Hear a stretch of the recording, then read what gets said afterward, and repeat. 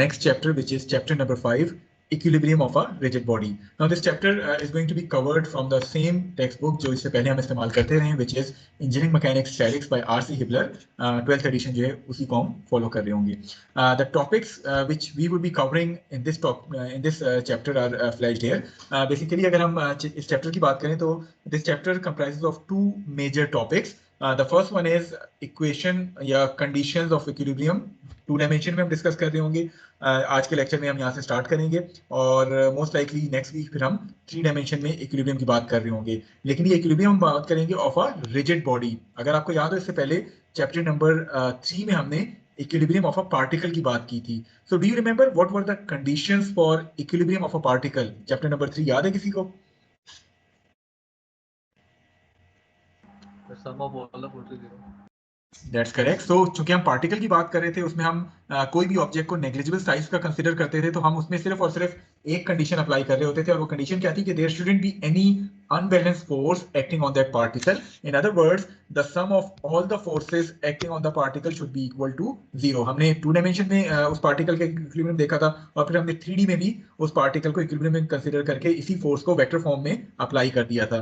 However, once we are considering a rigid body, then that rigid body should definitely have some size, उसका wait होगा. तो हमने उसके size को, shape को देखते हुए बाकी तमाम प्रॉपर्टीज जो है वो इसमें शामिल करनी होती हैं. So this particular chapter is basically equilibrium of a rigid body.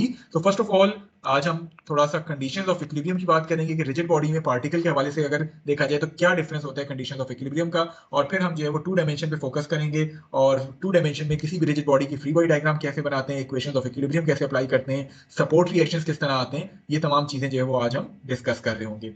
Okay, so in order to understand the condition for equilibrium of a rigid body, let us consider a rigid body which is shown to you on the right hand side of the slide.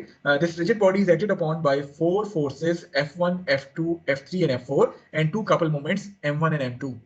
Now in order to develop both the necessary and sufficient conditions for equilibrium of this rigid body, we need to apply the or first of all we need to reduce this system of forces and couple moments to a single resultant force and couple moment ताकि हम उसको जो है वो model करना उसको आसान हो जाए. So the internal forces की हम बात नहीं करते because the internal forces between particles जो हैं they are not shown here. वजह क्या है कि इससे पहले भी हमने बात की थी, जो internal forces होती हैं they always occurs in equal and opposite collinear pairs, so the net effect is going to be equal to 0 as per the Newton's third law of motion. So once we can simplify this system, simplify कैसे कर सकते हैं हम इस system को single force or couple moment पे? Sir अभी जो की है अभी जो लास्ट टॉपिक की है उसकी मदद से. So using that last topic we can simplify this system to a single equivalent resultant force and couple moment at any arbitrary point O on or off the body. तो ये आपके पास original system given था, हमने system को reduce कर दिया to a single resultant force Fr and a single resultant moment Mro. Now if this resultant force and couple moment are both equal to 0, only then this rigid body is said to be in equilibrium. So for a rigid body to be in equilibrium, we need to satisfy these 2 conditions. That is, there shouldn't be any unbalanced force acting on the rigid body, that is summation F should be equal to 0, plus there shouldn't be any unbalanced moment acting on the rigid body as well, that is MRO should also be equal to 0. अगर हम particle की बात करें तो particle के लिए हम सिर्फ ये वाली कंडीशन जो है वो अप्लाई करते थे, लेकिन रिजिड बॉडी के लिए हम मोमेंट्स की कंडीशन भी अप्लाई करते हैं. वजह क्या है कि सपोज मैं आपसे कहता हूं कि आपके पास एक अदद रिजिड बॉडी है और इसके ऊपर एक फोर्स F एक्ट कर रही है और दूसरी फोर्स ये एक्ट कर रही है विच इज -F. तो अगर मैं इस पे एक कंडीशन अप्लाई करूंगा समेशन F इक्वल टू 0 तो वो तो सेटिस्फाई हो जाएगी because both these forces are equal and opposite to each other. लेकिन चूंकि ये दोनों फोर्सेस एक परपेंडिकुलर डिस्टेंस के हवाले से एक दूसरे से फासले पे हैं तो ये दोनों कपल बना रही होंगी और ये रिजिड बॉडी जो है वो रोटेट कर जाएगी अबाउट सम पॉइंट. तो इसमें हमें रिजिड बॉडी को इक्विलिब्रियम में रखने के लिए जरूरी है कि ना सिर्फ तमाम फोर्सेस बैलेंस हो बल्कि तमाम कपल मोमेंट्स भी जो है वो बैलेंस हो. So there shouldn't be any unbalanced force or couple moment acting on the rigid body. Only then that particular rigid body would be termed to be in equilibrium. Is this point clear to all of you? ये condition clear है? देखो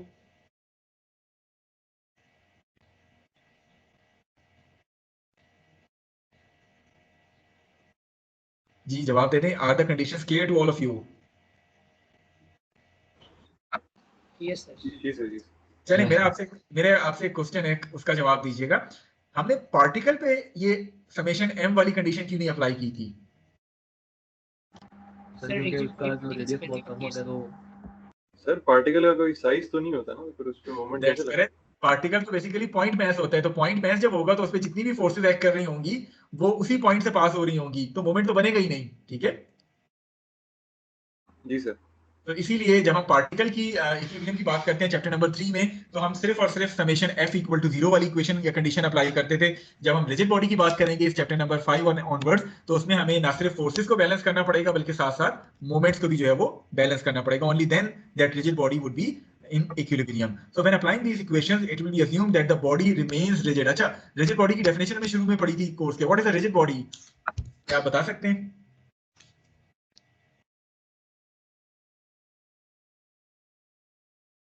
sir particles के दरमियान distance same रहता है। Particles के दरमियान distance same रहता है। In other words, a rigid body is a body which is incapable of any deformation once some load is being applied on it. ठीक है, कि उसमें डिफॉर्मेशन जो है वो पॉसिबल नहीं है। क्या आप ये बता सकते हैं actually is there any body which can be termed as 100% rigid? जब भी आप किसी भी बॉडी के ऊपर कोई लोड अप्लाई करेंगे तो डेफिनेटली उसमें डिफॉर्मेशन किसी ना किसी हद तक होगी, but since most of the engineering materials, जैसे हम स्टील की बात करें, कंक्रीट की बात करें और कोई इंजीनियरिंग मटेरियल की बात करें, चूंकि उसमें डिफॉर्मेशंस इतनी छोटी होती हैं कि जनरली हम उन डिफॉर्मेशंस को निग्लेक्ट करके उस बॉडी को एज अ रिजिड बॉडी के तौर पे अज्यूम कर सकते हैं। यही वजह है कि स्टैटिक्स या डायनामिक्स में आप जितनी बॉडीज कंसीडर करेंगे वो सारी की सारी हम रिजिड बॉडी के तौर पे अज्यूम कर रहे होंगे। हाउएवर जब आप मैकेनिक्स ऑफ मटेरियल के कोर्स पे जाएंगे उसमें फिर आप स्ट्रेसेस, स्ट्रेन और बाकी चीजें जब पढ़ लेंगे तो उसके बाद आप एक्चुअल जो डिफॉर्मेशंस हैं, बेशक वो छोटी भी हैं, तो उनको अपने एनालिसिस में जो है वो मॉडल कर रहे होंगे। लेकिन जहां तक ताल्लुक स्टैटिक्स या डायनामिक्स का है तो all those materials are going to be considered as rigid because the deformations are small as compared to the overall size of the rigid body. So I hope the conditions of equilibrium for a rigid body are clear to all of you. Okay, now once these conditions are clear, then let us move to our main topic, which is equilibrium of a rigid body in 2 dimensions. Now, in order to start this topic, सबसे पहले हम 2-dimensional force system किस तरह define करते हैं। इससे पहले हम chapter 2, 3, 4 में ये कर चुके हैं। What is a 2-dimensional force system? Any one of you can define it? plane with an xy plane जो limited हो। Within a plane, अगर तमाम forces एक ही plane में act कर रही हैं, so a 2-dimensional or coplanar force system is one where all the forces acting on that body lies or may be projected onto a single plane. कोई भी एक plane में तमाम forces जो है वो lie करती हैं, तो हम कहते हैं कि the body is subjected to a coplanar force system. Moreover, चूंकि हम rigid body की बात कर रहे हैं, any couple moments acting on the body are basically directed perpendicular to that plane. यानी जिसमें forces lie करती हैं, आपकी movement जो है वो as per the right hand rule, वो तमाम के तमाम moments जो हैं they are going to be perpendicular to the plane जिसमें forces जो है वो act कर रही हैं। For example, आपके पास right side पे एक एरोप्लेन दिखाया गया है, इसके ऊपर ये जो तमाम फोर्सेस हैं इनको हम प्रोजेक्ट कर सकते हैं टू द सेंट्रोइडल एक्सिस, जो कि इस प्लेन के सेंटर से पास हो रही है, उस प्लेन में ये तमाम फोर्सेस को मॉडल कर सकते हैं। So this plane is basically acted upon by a coplanar force system as shown to you. तो इस टॉपिक में हम वो तमाम सिस्टम्स कंसीडर करेंगे जो कि वो तमाम रिजिड बॉडीज कंसीडर करेंगे जो कि कोप्लेनर फोर्सेस के अंडर जो है वो जिन पे कोप्लेनर फोर्सेस जो है वो एक्ट कर रही हैं। Successful applications of the equations of equilibrium requires a complete specification of all the known and unknown external forces that acts on the body, and the best way to do this is to draw the free body diagram of that rigid body.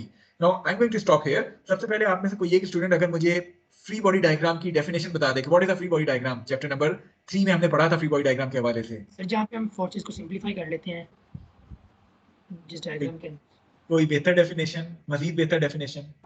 Surrounding से separate कर लो। Basically free body diagram के लिए हम करते क्या है कि जो भी हमारा सिस्टम होता है, जैसे कि हमारा सिस्टम चैप्टर नंबर 3 में पार्टिकल था, तो जो भी हमारा पार्टिकल था उसको हम आइसोलेट कर लेते हैं फ्रॉम इट्स सराउंडिंग। जब आप उसको आइसोलेट करते हैं, यानी जितने कनेक्शन जहां से वो सराउंडिंग से कनेक्ट हुआ होता है, हर कनेक्शन को रिमूव करने के नतीजे में आपको क्या मिलता है? रिएक्शन फोर्स मिलती है। तो बिल्कुल इसी तरह हम यहाँ रिजिड बॉडी को भी isolate करेंगे from its surrounding. So in order to draw a free body diagram, we need to isolate or cut free that rigid body from its surrounding.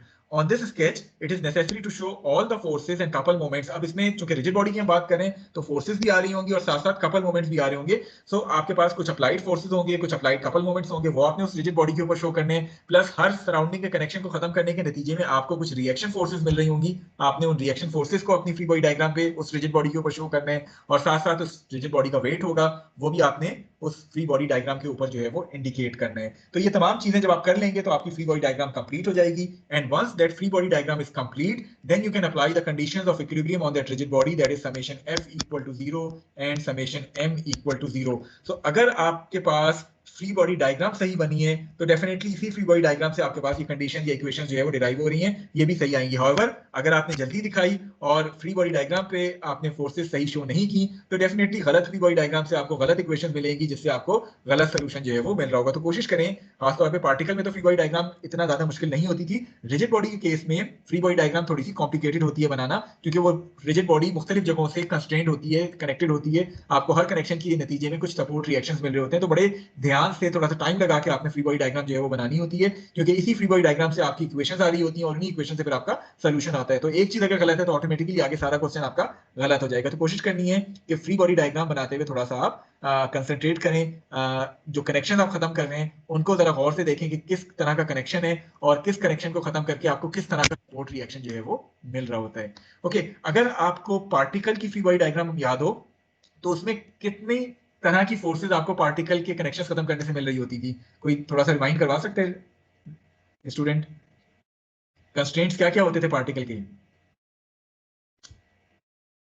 Sir उसकी टेंशन और उसका वेट. टेंशन होता था, wait होता था. May be अगर कहीं रोप के साथ वो कनेक्टेड है तो रोप को रिमूव करके रोप की टेंशन आ जाती थी. अगर स्प्रिंग के साथ कनेक्टेड है तो स्प्रिंग फोर्स आ जाती थी. अगर इसके अलावा और कोई पार्टिकल के कनेक्शन की बात की थी आपने?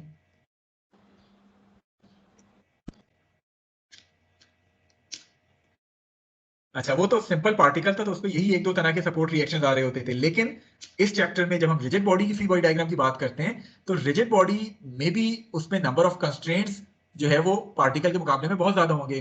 कहीं से वो किसी जगह से कोई बीम पिन कनेक्टेड होगी, मे बी हो सकता है कोई बीम जो है वो सिंपली सपोर्टेड हो सकता है कोई बीम जो है वो दीवार में फिक्स हुई भी हो. तो मुख्तलिफ तरह के सपोर्ट रिएक्शंस आपके पास आ सकते हैं. आपके लिए जरूरी है कि उस सपोर्ट रिएक्शंस को आपने समझा हुआ हो कि किस किस्म की सपोर्ट से हमें कौन सा रिएक्शन मिलता है, ताकि आप फ्री बॉडी डायग्राम जो है वो एक्यूरेट बना सकें. अब ये सपोर्ट रिएक्शंस को समझने के लिए जो दो रूल्स हैं ये लाजमी हर एक को जो है वो याद होने चाहिए. मैंने इसीलिए इन दोनों रूल्स को जो है वो येलो से हाईलाइट कर दिया है. ये रूल्स क्या कहते हैं, पहले हम इसको थोड़ा सा एक दफा सुकून के साथ पढ़ते हैं, उसके बाद फिर हम इसको समझने की कोशिश करेंगे with different examples. So support reactions की जगह जब हम बात करें, general rule regarding the various type of support reactions that occur at supports and points of contact between the rigid bodies subjected to coplanar support systems are. पहला rule क्या है? This is rule number 1. जब आप support reactions decide कर रहे हो, if a support prevents the translation of a body in a given direction, then once you remove that support, you are going to include a reaction force in that particular direction. कहने का मकसद क्या है कि अगर आपके पास कोई constraint या कोई सपोर्ट जो है वो ट्रांसलेशन किसी डायरेक्शन में रोक रही है, ट्रांसलेशन से क्या मुराद है? What is translation? मूवमेंट, यानी आपके पास एक्स वाई जी एक्सिस के लॉन्ग मोशन की हम बात कर रहे हैं. सो अगर कोई सपोर्ट किसी डायरेक्शन में ट्रांसलेशन को रेस्ट्रिक्ट कर रही है, इट मींस कि जब आप वो सपोर्ट रिमूव करेंगे तो एज अ रिएक्शन के तौर पे आप जो ट्रांसलेशन रुक रही है उस डायरेक्शन में एक अदद रिएक्शन फोर्स जो है वो इंक्लूड करेंगे. ये पॉइंट हर एक को समझ आया है? अभी हम इसको एग्जांपल्स के साथ भी समझेंगे. बहरहाल दूसरा रूल क्या कहता है? The second rule says if a support prevents some rotation, यानी अगर आपके पास जो सपोर्ट है, जो भी कंस्ट्रेंट है, जो भी सपोर्ट है, वो किसी रोटेशन को भी प्रिवेंट कर रही है, तो जब आप उस सपोर्ट को रिमूव करेंगे तो एज अ रिएक्शन के तौर पे आप एक अदद कपल मोमेंट जो है वो अपनी रिजिड बॉडी पे एक्सर्ट करवाएंगे. ठीक है, तो दो रूल्स हैं जिसका आपने ख्याल रखना है. अभी आगे मुख्तलिफ तरह के हम सपोर्ट रिएक्शन देखेंगे, लेकिन हर सपोर्ट रिएक्शन में यही दो रूल्स फॉलो हो रहे होंगे, इसलिए मैं बार बार इन रूल्स पे फोकस कर रहा हूँ. मैं दोबारा इनको रिपीट कर देता हूं, उसके बाद फिर हम मुख्तलिफ एग्जांपल्स के साथ इनको मजीद समझने की कोशिश करेंगे. जब जब कोई भी सपोर्ट रिएक्शन ट्रांसलेशन को रेस्ट्रिक्ट कर रही होगी किसी डायरेक्शन में, तो आप जब उस सपोर्ट को रिमूव करेंगे, you are going to get a reaction force in the direction of that translation. इसके मुकाबले में अगर कोई सपोर्ट जो है वो रोटेशन को प्रिवेंट कर रही है, रोटेशन को रेस्ट्रिक्ट कर रही है, तो जब आप उस सपोर्ट को रिमूव करेंगे तो आपको एक अदद कपल मोमेंट अपनी उस फ्री बॉडी डायग्राम पे एज अ रिएक्शन के तौर पे इंक्लूड कराना पड़ेगा. सर वैसे रोटेशन भी सॉर्ट ऑफ ट्रांसलेशन नहीं है? नहीं, अभी थोड़ा सा वेट करें क्वेश्चन एंड आंसर्स का.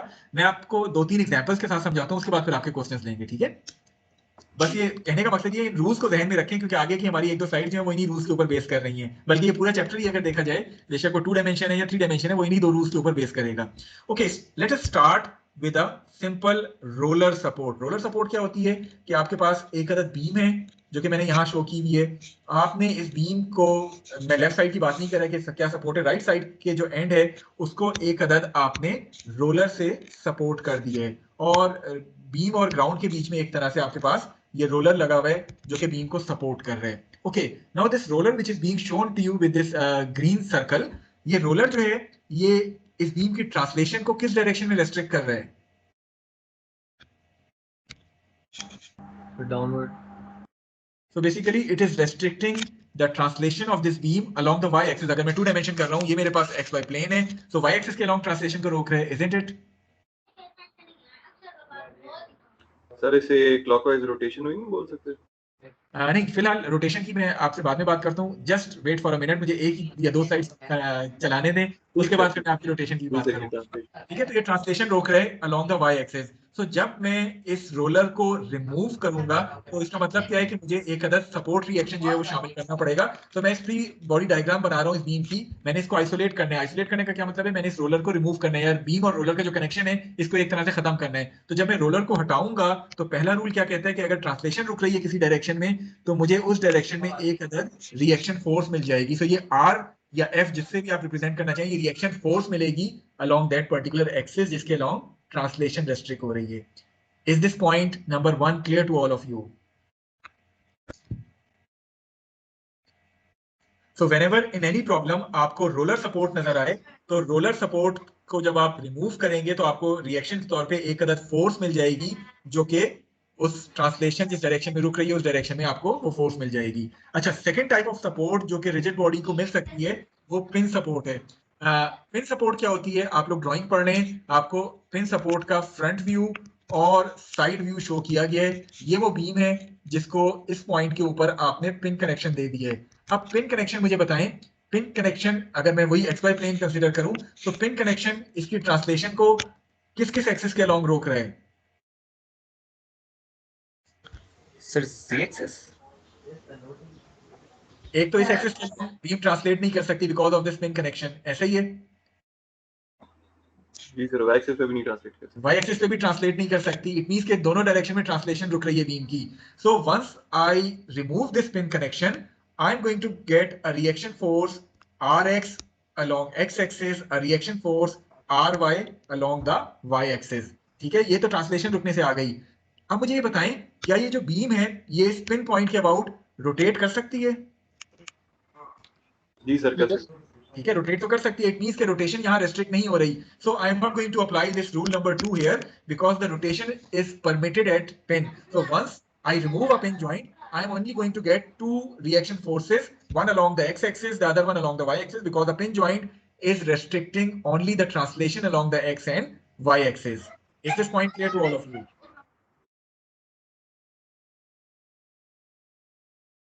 Yes, sir.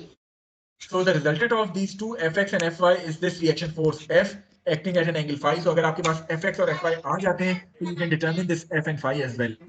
ओके, सो अभी हमने पहली सपोर्ट की बात की जो कि रोलर सपोर्ट थी.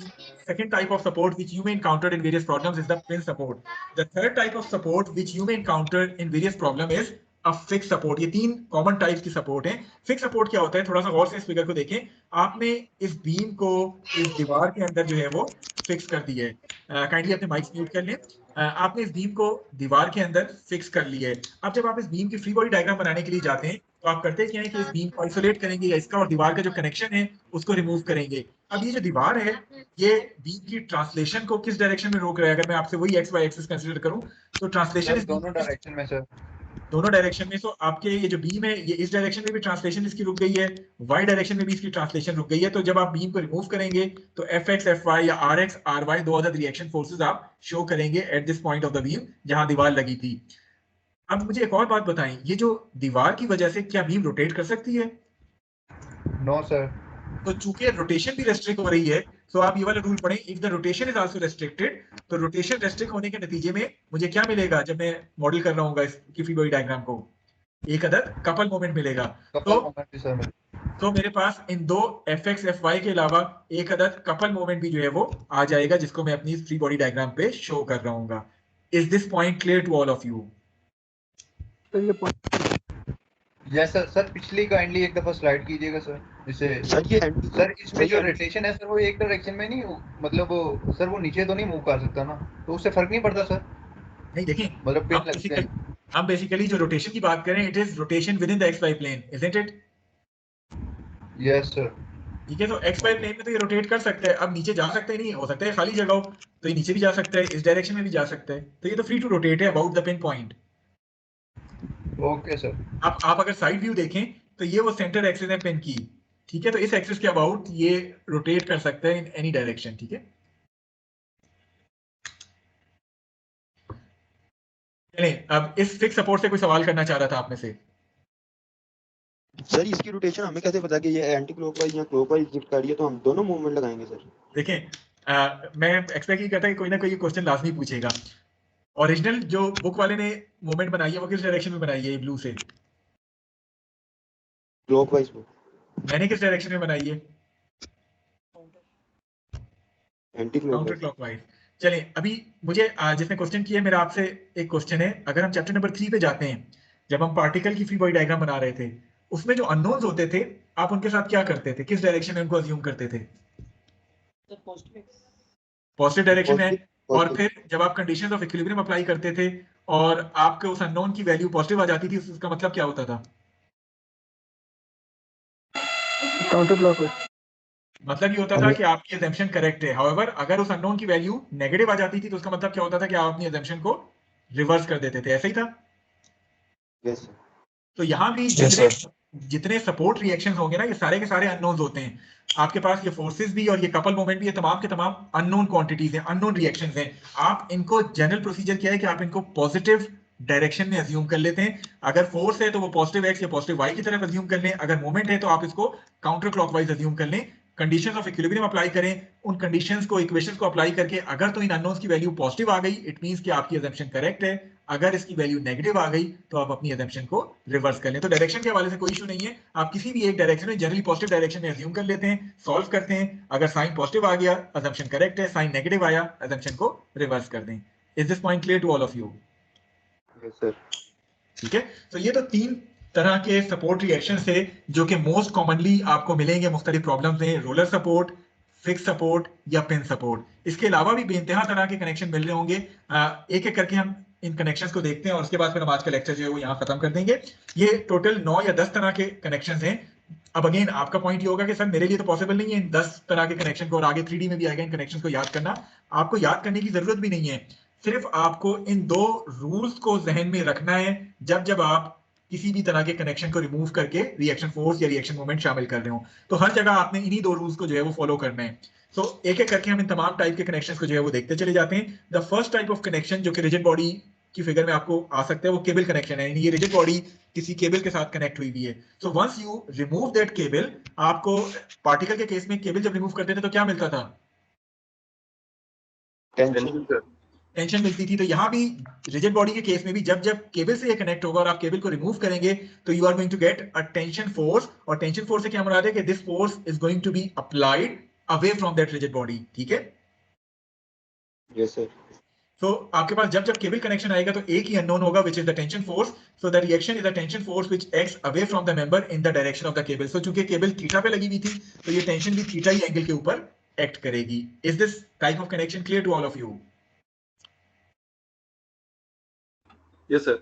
ठीक है, अच्छा, second type of connection which you may encounter in various problems of this 2 dimensional rigid body is a weightless link. यानी आपके पास ये रिजिड बॉडी है जिसकी आपने एनालिसिस करनी है, और ये रिजिड बॉडी जो है वो एक अदद लिंक, रिजिड लिंक के साथ कनेक्टेड है, और ये rigid link further pin joint हुआ हुआ है टू द वॉल। अब आपने इस रिजिड बॉडी जो कि रेड से शो की गई है, इसकी फ्री बॉडी डायग्राम बनानी है। इट मींस कि आपने इसको आइसोलेट करना है। इसको आइसोलेट करने के नतीजे में ये जो कनेक्शन है ये बेसिकली आप खत्म करना चाहते हैं जो कि रिजिड लिंक से ये जुड़ा हुआ है। तो जब आप रिजिड लिंक को रिमूव करेंगे तो you are going to get a reaction force F in the direction of that rigid link. बिल्कुल उसी तरह जिस तरह केबल कनेक्शन में आता था, लेकिन केबल कनेक्शन में हर दफा जो फोर्स आएगी वो टेंशन फोर्स होगी। यहाँ आपके पास जो फोर्स है वो टेंशन या कंप्रेशन दोनों आ सकती हैं। तो वही बात है कि आप किसी एक डायरेक्शन में इसको अज्यूम कर लें, जनरली टेंशन में इसको अज्यूम कर लें, सॉल्व करें। अगर एफ का साइन नेगेटिव आ जाए तो आप अपनी अजम्पशन को रिवर्स कर दें और आप कहें कि ये फोर्स जो है वो टेंशन नहीं बल्कि ये रिजिड लिंक जो है वो कंप्रेशन फोर्स जो है वो एक्सर्ट कर रहे हैं। Is this point clear to all of you?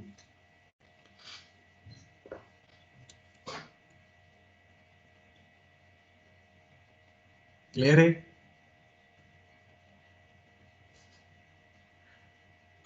Yes, sir. अच्छा, third type of support reaction which may you में एनकाउंटर, जो कि हम पहले ही कवर कर चुके हैं, it is a roller support. Roller support, अब ये वाला जो रोलर लगा है, ये किस डायरेक्शन में ट्रांसलेशन को रेस्ट्रिक्ट कर रहा है? Perpendicular to this incline plane, ऐसा ही है?